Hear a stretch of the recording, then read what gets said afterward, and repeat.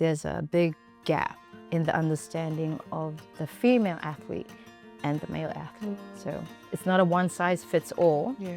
And these women, taught us how to look out for each other and speak up. People fear what they don't understand. And when they fear things, they don't like you. I'm sort of ranting here, but that we weren't very well thought of at all internationally. In saying that, there was a lot of prejudice against the island player. We were labeled as, the fierce, strong Samoan man, just bash your way through. And for a while, that model worked because they'd never seen anything like us before, and it was, on an international stage. But it got to the point where officials would then look and go, they don't have much skill. They're just there to bash people up. And so the officiating then took a different tone.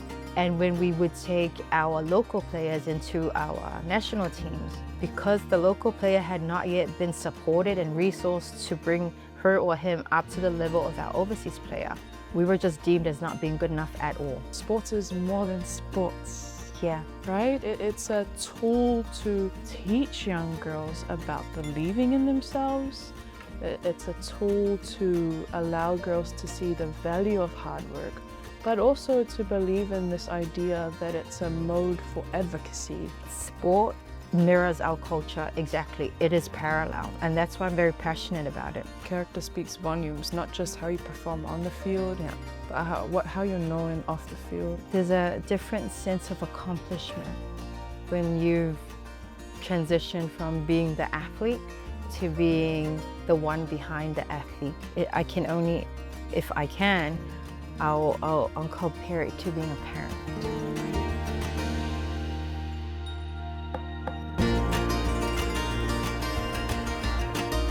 Tala Falava, and welcome back to another episode of Upu Fatmalosi with your host, Litar Ieremia-Allan.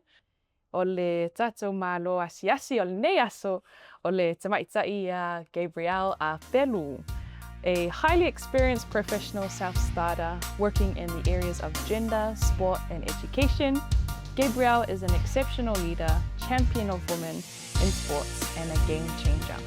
A woman of first and a legend across the Pacific, she is a mother of two and founded Samoa's only women in sports service organization, Apelu Sports, and Samoa's lone women's only sports club, the Samoa Titans. Gabrielle has represented Samoa across 4 sporting codes and is a prominent leading figure in Samoa's national efforts in the community, education, health, and eliminating gender-based violence areas. Hey Gabs, welcome to the podcast. Hello, Litar, with an introduction like that. I think we're done already. Well, welcome. It's wonderful to have you here. How are you feeling today? Excited, actually, and thank you for having me. Pasefika for allowing me this opportunity to share experiences and shoot the breeze, as they say, and see where that takes us. Absolutely. We always like to keep it organic on the podcast, so we know we can talk. I think our last coffee catch-up was like hours long. A few too many, I think. So hopefully this one's not too long, but Gabs, we're very excited to have you on.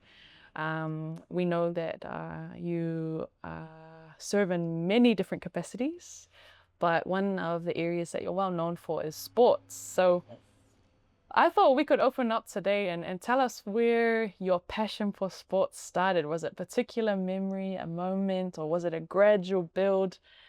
Please enlighten us. I think I'm one of those people where I didn't have a choice in sports. I actually come from a sporting family.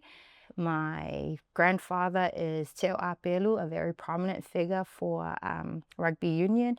He represented Vaiala as well as the Samoa, and followed by my dad, who is Waia Apelu, a very prominent figure in rugby and a lot of other sports. So I don't think I really had much of a choice. I grew up in a sports family, and it was just a way of life. No, it was really good. And my dad was he actually didn't hold us back in anything to do with sports. So, was always encouraging us to try different sports. And he also put us into a whole heap of different sports that, that us us local girls or us village girls had no idea that was happening. Like, we tried out sailing, we tried out squash, field hockey. Yeah. Wow. Let's Yeah. go hockey. No, let's not go. No. I have got a good memory about why I don't ever play hockey. I just to break the ice. My brother plays field hockey, and he come home one day and goes, "I want to practice this move I just learned today," and I was his defender. So I stood right in front of him, just about this distance. He goes, "Watch this. I'm going to hit the ball, and it's going to go sail right over your head." And so I was standing there with my stick, and he hit it. It sailed all right. It sailed right here. It hit me right in the forehead. And that hockey ball is hard. Yeah. And that ended my career in hockey. As quickly as it began, it ended for me right then and there. Right. So you started many sports, hockey one of them. Yes. But then you got into following out your family's legacy of rugby. Yes. So tell us about your first experience of that. I would love to know. Well, women's rugby in Samoa began in '97. At the time, it was only we were actually in Samoa College. It was my sister and I and a couple of other schoolgirls. We were 15 and 16. And we went and played for the National University of Samoa. The first day they called a team. So when they began women's rugby, they said it was going to be between two teams. It was what was then called the Polytechnic, and it's now APTC versus the National University of Samoa. So big credit to Dawn Rasmussen and Susan Fangali, because those are the ones who looked after us from that end. And so we turned up. It was just a random call. They said, "Oh, whoever's interested, come." And obviously, because, big prominent figures in rugby, my sister and I were like, well, we thought it was genetic. It would just, filter down. So we ran up to the rugby pitch, to our first game. And they said to me, "Oh, what's your position?" And I like watching rugby, but I've never played before. So I said, "Oh, I want to be the fullback." And I turned up and I had a bandana on. And they said, "Where are you going to stand?" I was like, "Oh, I'm going to stand right." So I stood at the back in the goal, the end goal, and I stayed there for the entire game because I didn't know what I was doing. And who turns up to a rugby game in a bandana? Gangster. I was village girl, man. Get your community. But I think from there, they kind of realized that a lot of interest, but a lot of talent, but no skills at that point. So that sort of began, that's actually how women's rugby first started in Samoa. So that was in '97. Oh my God, that was years and years ago, eons ago. I love what you touched on at the end there. You were kind of talking about no lack of talent, but kind of resourcing, right, or training in it. And a lot of the time, people say that about our Pacific Islands, that we don't lack the talent, but we maybe lack in those areas in terms of opportunities and training. Do you have any thoughts on that? I think sport for Samoa has come a long way. The opportunity is now available compared to how it was 25 years ago. Massive change. We're at a point now, and I'm happy to say this, Samoa and in general, sport in general, we're at a point now where we have the opportunities. We have the pathways in which we can access sport, access game time. What Samoa is lacking, and this is where my area falls in, it's not so much the lack of access to resources, it's the quality. It's the quality of the resources. And that's not only the physical resources used to conduct games, but it's also the human resources as well that come for each sport. And how there's a big gap in the understanding of the female athlete and the male athlete. So, it's not a one size fits all. It has to be individualized to suit the girl athlete and the male athlete. Yeah, I think it's always inspiring to hear about how people came up through the ranks. Do you mind sharing a bit about your story, because I know it's been many years of resilience and perseverance like many other female sports people. And yeah, do you mind touching on that and letting us know what did it take for Gabby Apelu to be sitting here? A lot of heart, I think, because it's, my dad is a very big, one of my big role models actually. And he instilled a really big sense of social justice to us. And he always said, if there's someone there who cannot speak up for themselves, then it's your job to speak up for them. Yeah. Sometimes I don't want to speak up anyway. But, when people are looking at you, and because when your parents teach you values, they teach you to share those values so that, and so when Dad, that was one of the values they said. So when we started with women's rugby, and that's, it's not just in women's rugby, this is across the board in all the sports that I've been in. People tend to, because they only know what they know, and sometimes, and it's not in a bad way, what they know doesn't actually benefit the women athlete. And so I took it upon myself, and not just me, my mentors, that I have to acknowledge the women that mentored us during these times, Trina Ator and Afati Apalaamo, who's now with our Heavenly Father. Amazing mentors. And these women, taught us how to look out for each other and speak up for each other. And so when you are faced with a lot of people fear what they don't understand. And when they fear things, they don't like you. They don't want to hear what you say. They don't agree with anything that you say either, because it's outside of the norm. And having these role models stand up, that emulates how you too could use diplomacy to achieve what you want. And so I'm sort of ranting here, but at the bottom line of it, I got thrust into the role early because I would sit there, but being quiet, being silent was not something that would sit well, because I knew that if we were able just to articulate just one point at a time, we could actually move forward. I was not very well liked at all. And thank God for my mentors, Trina and Tia, because those two there was quite a few of us who would be articulating things, but because we had yet to gain that act of diplomacy where we can pass the message on in a more friendly manner, they would buffer our thoughts and our requests in a way. It still wasn't received well because the ideas seemed very foreign, but at least the idea was planted. And so it just never ended, because, people evolve, their thinking evolves too. And it gets to the point where when your thinking has evolved beyond those of the people around you, it's a really hard thing to wait for everyone to catch up and not tip the boat, because you understand that not everybody arrives at the same destination going at the same speed. And, our Pacific cultures and communities, it's layered, right? Yes. So it's not just as simple as turning up to a training or signing up for a team. There's cultural norms you have to navigate. There are family responsibilities that our young women have to pay attention to.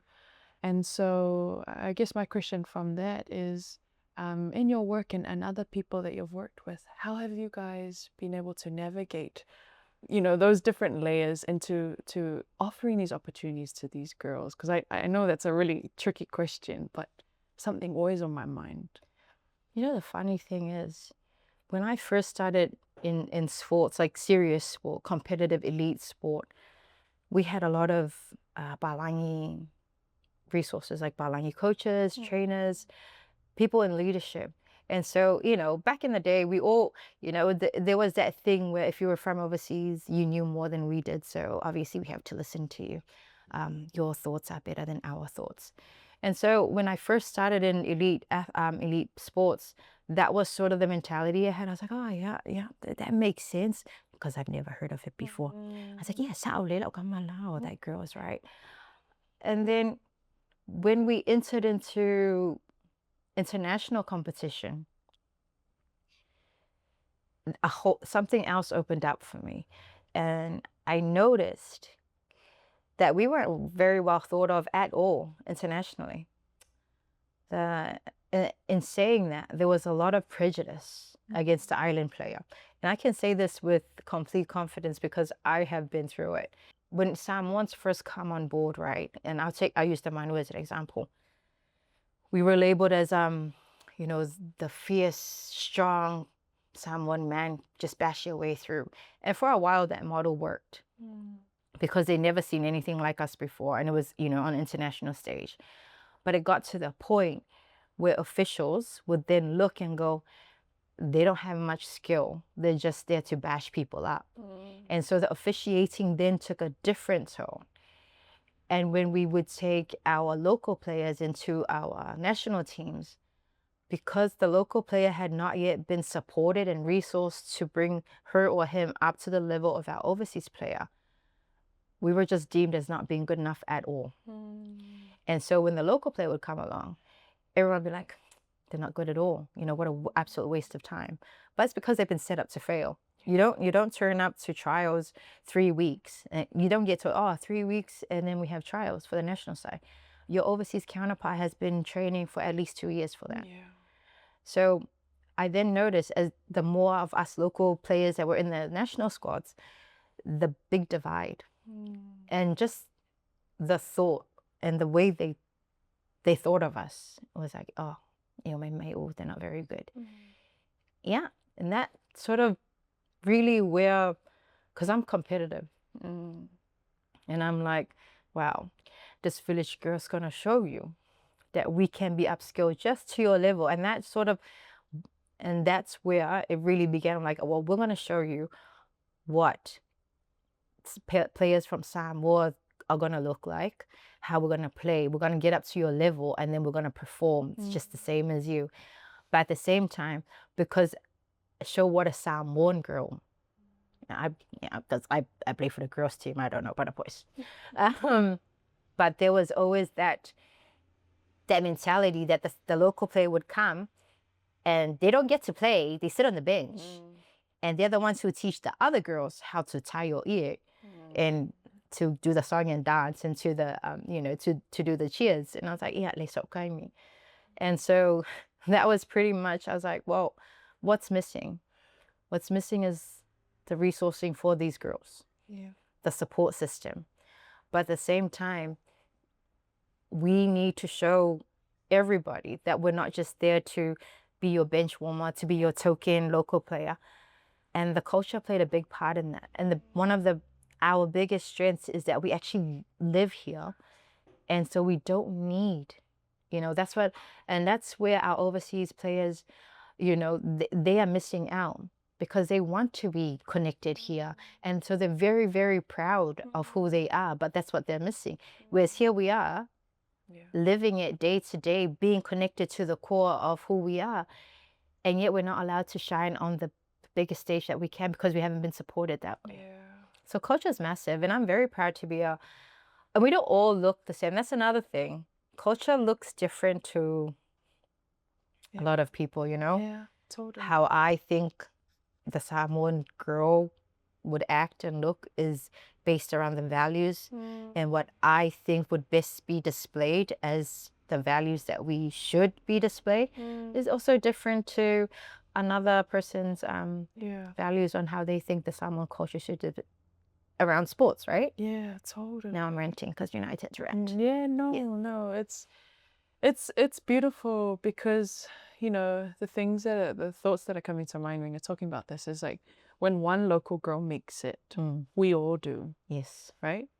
And I think when there's an example, I remember hearing someone say, blueprints don't tell us what we have to be like, but they show us that it's possible. Yeah.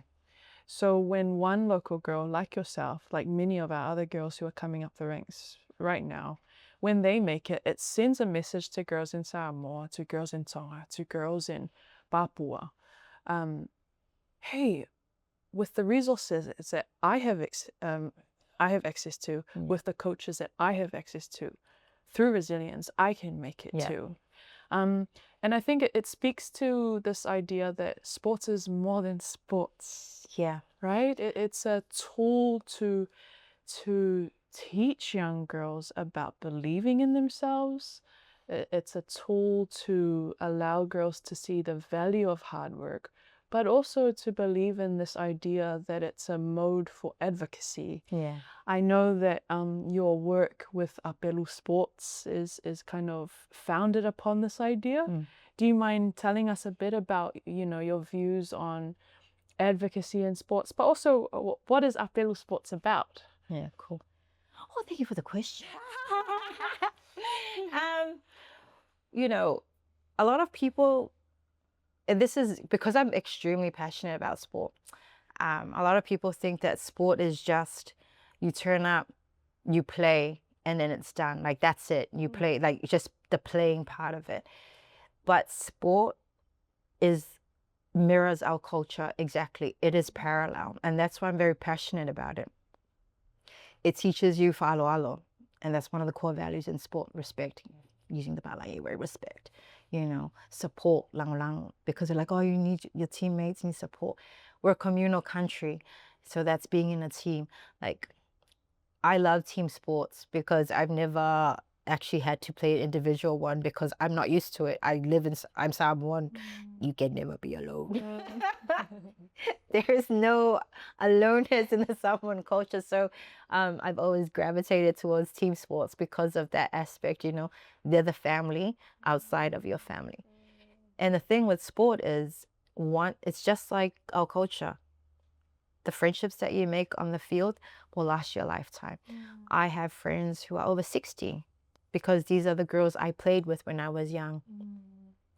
And some of them have passed on. And I've made younger sisters too, who embarrass me, no doubt. But because that's how much sports means to me, because of the culture.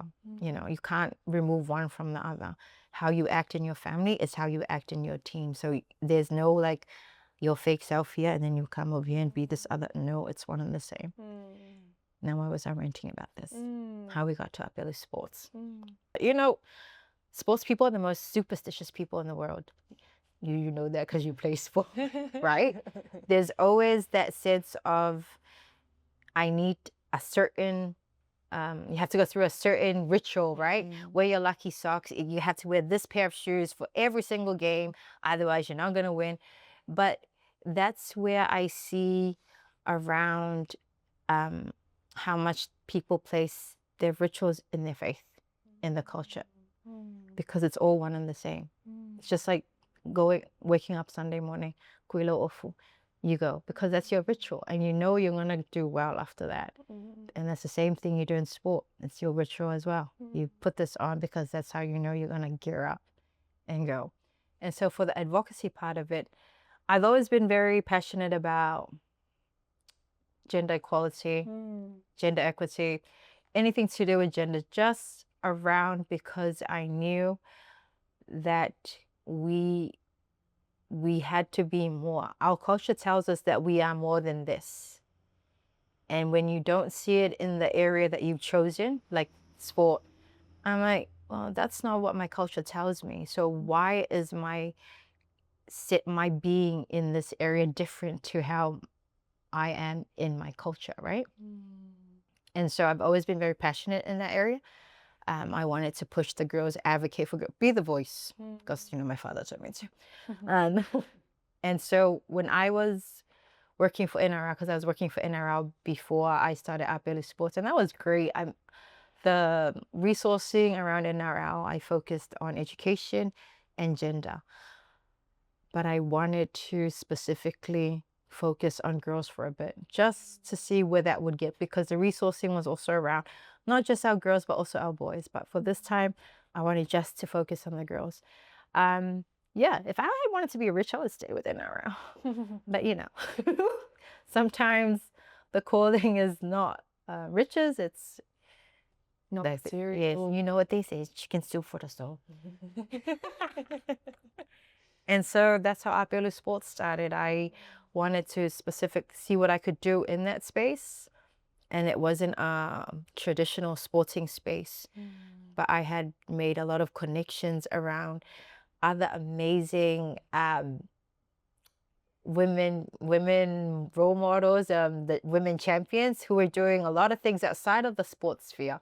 And I was like, I think we could make a change as well without having to be in the traditional model. And that's really how Apelu Sports, and that's how Apelu Sports started. I chose the name because one of my mentors said, I did a mentoring with her because I said I wanted to do something. She goes, well, you just can't jump and go do it. If you're gonna start a name, do you think something that people can trust? And I knew throughout the years that the family legacy reaching up to me at that point was there was enough trust in our family name with the sports side that I could use it, which is ended up with Apelu Sports, really. Just putting myself out there again. Yeah. I really. And do you mind telling us what kind of work does Apelu Sports do for those who are listening and unaware of your work? I know. So we're a women in sports service organization. So a lot of people are like, is that a sports? I was like, we're a sports service organization. So what we do is we offer services in the sports for development, which is the areas of social and behavioral change. Yeah. And then we offer specifically sports development, which is if you want to develop an athlete or you want to develop a sport. So two-pronged. And where we can, we also offer connections, networking to other organizations and other individuals who can achieve what sports is an avenue. Yeah. It's not it's how we draw people, because people love, even if you don't have to play, even being part of a team and not actually playing, but being part of management or even as a supporter. A lot of people don't realize if they turn up and just watch a game that they're actually participating in sport. Right. Yeah, as a fan. Can you elaborate on that? I'm shocked to hear that. So you mean when I turn up to watch our team, I'm part of it? Yes, you are part of the sports. You are part of the sports sector because you are part of the people that support and empower our players to perform. Right. It's about the people who are. A lot of people can run around, but it's not just about that. It's about which mirrors our culture and everything else, really, family and Samoa in general. Yeah. So just taking photos, even just saying hello, people get really excited. I think a really classic example is the Toa Samoa parades. Yeah. Like it was a sport, right? But it wasn't necessarily the sport. Yeah. It was what those boys were playing for. They were playing for us, for the villagers, for the community, for Samoa. And that it was a global movement. Like that's one of the best examples. You don't have to play, but yet everybody was part of those parades. Yeah. Everybody across the globe. Globally, right? And I guess maybe this is a chance to really encourage our audience too. I'm feeling a sense of ownership, right? Yes. I think sometimes we think, how can I support our community?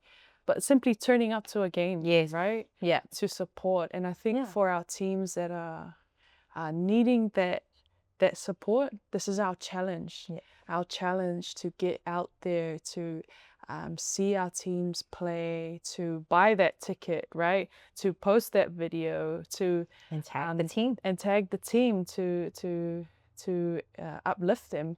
And I notice even using this platform to encourage other female athletes as well. It goes a long way. It does. And I think, it doesn't start at our national teams. Even as a parent or as a sibling, I've been to a lot of our kids' games, have run kids' tournaments, and not very many parents turn up to support that kid, to support their daughter or their son playing. And they're doing amazing. So even that, fosters community, fosters support, respect, because people that you love have turned up, acknowledge you that your efforts have not been in vain. And it doesn't matter whether you, as a child, it doesn't matter if you win or you lose, but you know, the values that you take with you when you're performing, and then having your family come in and cheer you on. Yeah. Like, it doesn't need to start with our national teams. You have to start somewhere, start from home. Yeah, absolutely. Oh, I'm loving everything that we're talking about, Gabs, and I think I'm really encouraged by this thought of all of us being in it together, Yes. whether you're sporty or not. Yeah. Let's get in it together to use sport as a vehicle for change, as a vehicle for cultural perpetuation and even preservation, right? I have this one thought that I thought I wanted to ask you about. You know, often in the limelight we have these sports stars. When they've made it, they're getting all this attention. But what happens after, right? What happens when you get injured? What happens when you've come to retirement? What happens where you've lost the passion, you feel like you want to do something different? This opportunity sometimes arises for players to take on mentorship or coaching roles. I've seen you take on that shift and manage both. I wonder if there's any encouragement you might be able to give to someone thinking about doing that transition, about going from being the sports star to someone who's supporting from the back. Yeah. Just do it. I think there's a different sense of accomplishment when you've transitioned from being the athlete to being the one behind the athlete. I can only, if I can, I'll compare it to being a parent. Right. You know, you as yourself, you've achieved so much, and then there comes a time where, like, okay, now I need to shift. And when you and trust me, when you actually do it, when I first did it, I was like, what the hell do I know? I was like, what do I know? I mean, how can I take this young girl to, I had one girl, and I'll give you a really good example. Her name is Anasis Afia. So she's a tennis star. You know, she was not a rugby league girl, but she came to rugby league in 2019. And she's just come off playing tennis for Samoa for the Pacific Games. And then she kind of sat down after her first game, and I said, oh, you know, she goes, I've always really wanted to play, you know. And I said, oh, what do you want? She goes, I want to play in the big side, so the main team. And that was in 2019. And she looked at me, with these big eyes and this hope, and she's like, you know, she looked at me like I could move mountains for her. And I was like, oh my God.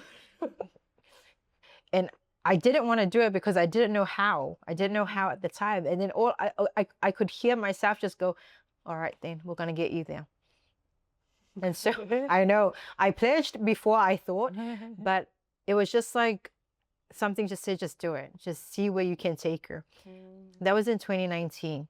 And because I said to her, and the one thing I said to her was like, if you're gonna make it, if we're gonna make this dream come true, you're gonna have to do everything I say. And so she followed me for 4 years. The issue then became for me as her mentor, because we had a very limited calendar that would allow her the game time needed to perform for trials.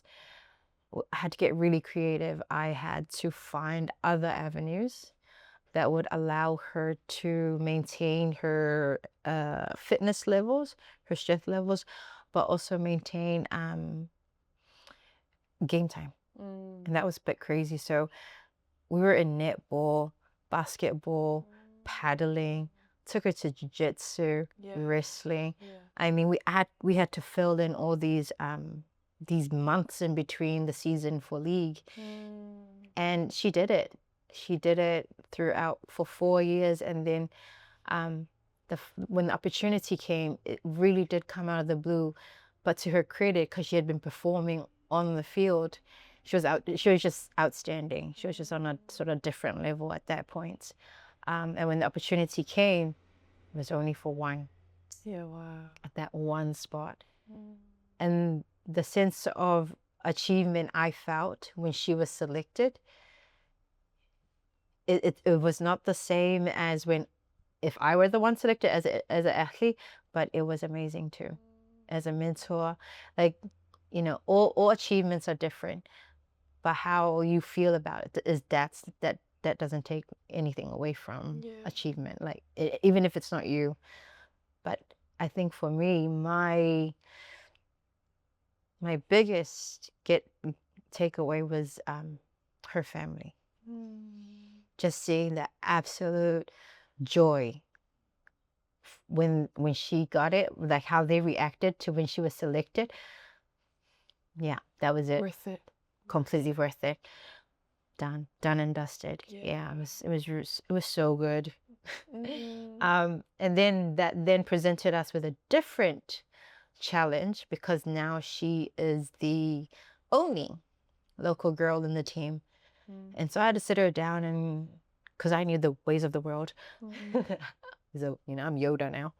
And I had to say to her, look, unfortunately, you're the first of us. And when I meant the first of us local girls to have ever made the side. And that was historic, because first from the guys or the girls to have come from Samoa locally into one of the national sides for league.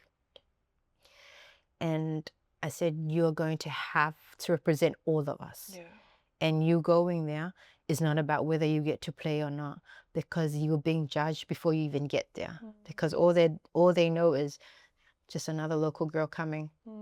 They haven't seen you. They only know from previous outings, which hasn't been so good for the previous people that had gone before us. And she there's quite a few videos from that team, and she's front and center of it all. So, you know, and I was like, you're not there to represent how well you can play, but how well and the quality from Samoa can be. Absolutely. So that was huge for her. She had a very challenging time. Very challenging time in the team. Yeah.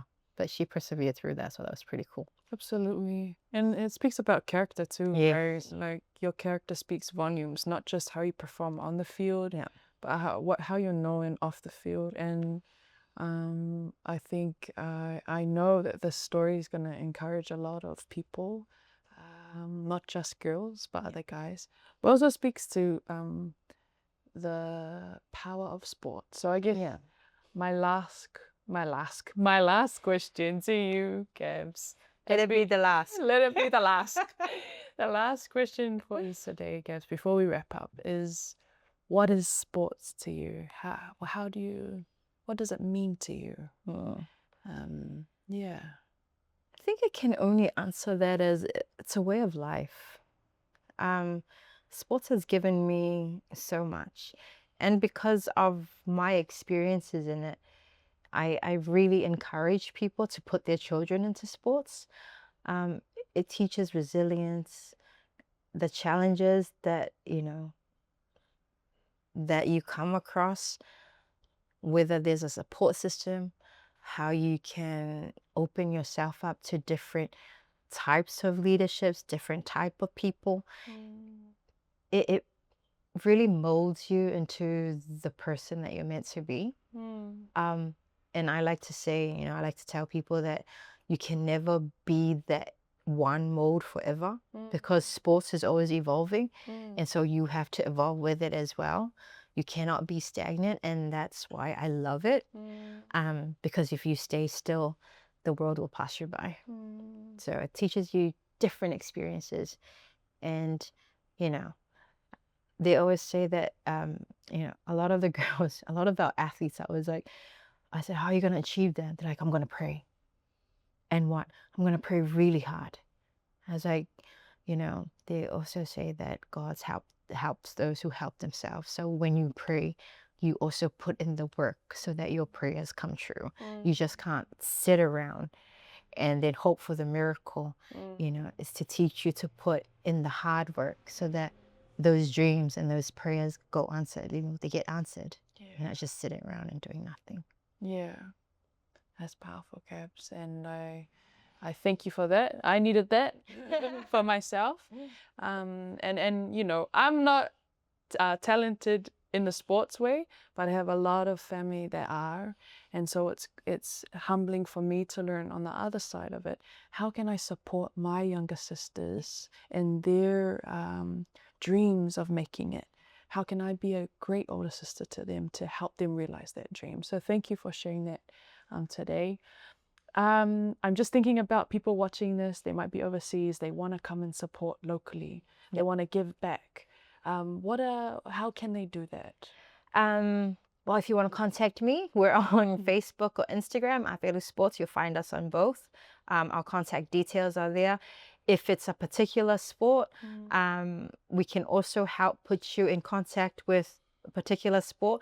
Or if you just want to donate to a specific team or to a specific village, or just your little cousins, you know, school team, we can help facilitate those opportunities and create a network where people can, you know, support their families and their friends in it.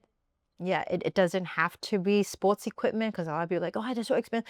No, sometimes it's just your t-shirt. Yeah.